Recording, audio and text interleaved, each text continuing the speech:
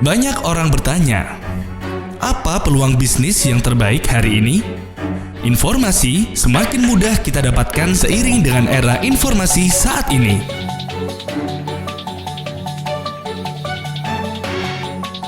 Bahkan banyak orang meluangkan waktu datang ke seminar hanya untuk mencari peluang apa yang terbaik untuk mendapatkan perubahan dalam kehidupannya. Kenapa masih banyak orang yang tidak mendapatkan peluang itu? Dan kenapa mereka masih tetap sama seperti yang dulu?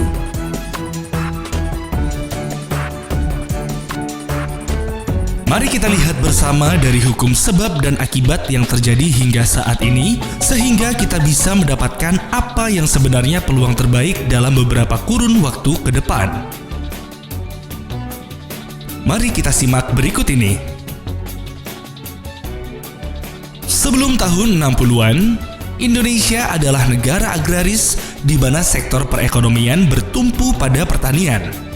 Pada era 60-90-an, Indonesia memasuki era industri di mana sektor ekonomi digerakkan oleh industri, munculnya semakin banyak pabrik-pabrik yang memproduksi barang jadi.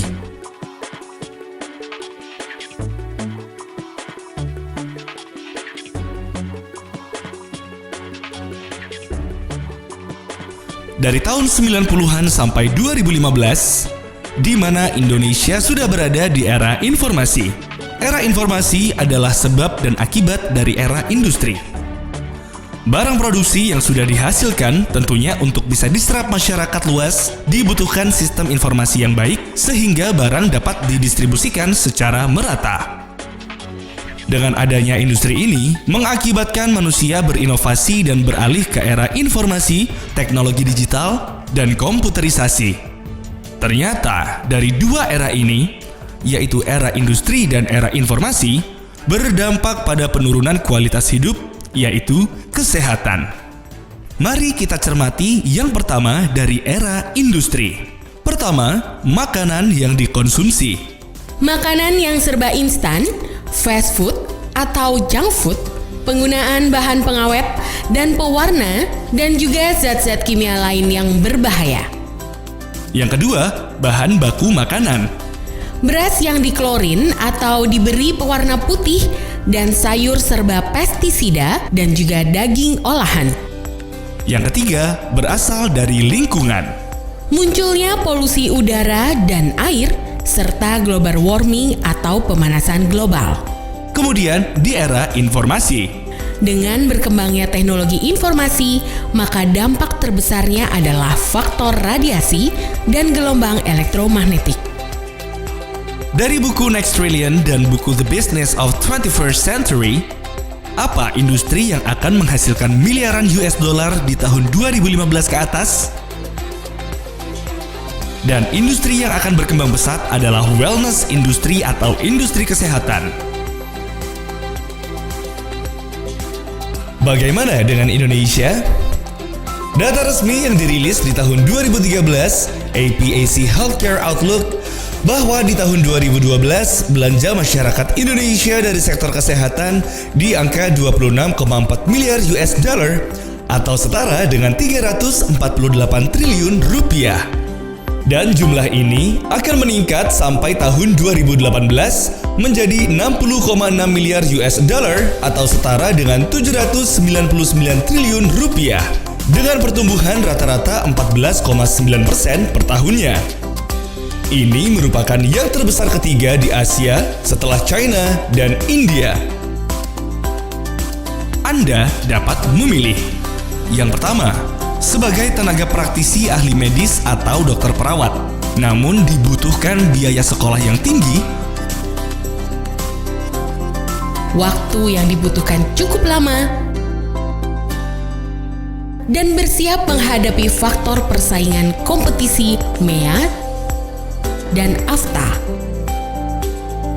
Yang kedua, sebagai retailer, membuka usaha retail di dunia kesehatan, namun membutuhkan modal investasi yang besar, stok produk, regulasi kesehatan yang tidak stabil. Yang ketiga, menjadi distributor.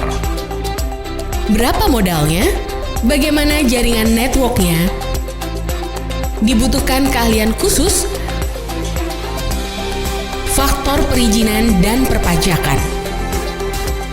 Atau yang keempat, Independent Distributor Network Marketing. Tidak dibutuhkan modal besar dan sudah tersedia sistem yang lengkap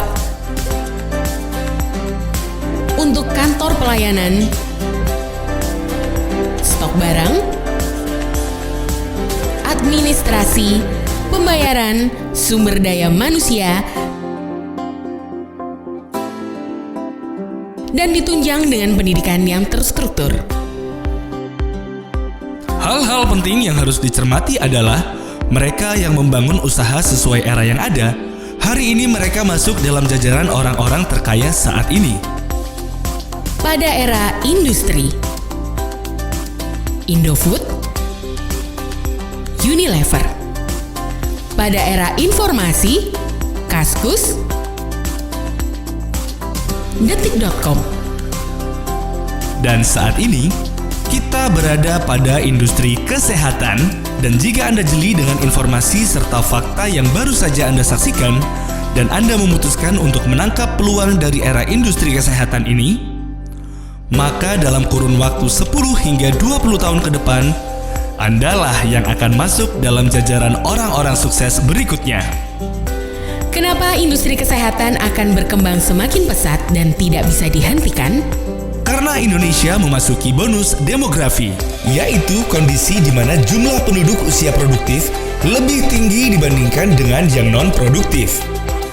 Ini dimulai sejak 2015 dan puncaknya akan terjadi di tahun 2035 dengan perbandingan yaitu 79% penduduk dengan usia produktif dan 21% penduduk dengan usia non-produktif. Golongan kelas menengah, usia produktif akan bertambah banyak. Mereka memiliki kemampuan secara ekonomi, sehingga yang diinginkan oleh mereka untuk hidup lebih sehat dan awet muda. Tetapi, kenapa masih banyak orang yang belum menyadari perubahan itu? Berita baiknya, bisnis ini telah berkembang sangat pesat dan telah memiliki lebih dari 160 kantor cabang yang tersebar di seluruh Indonesia.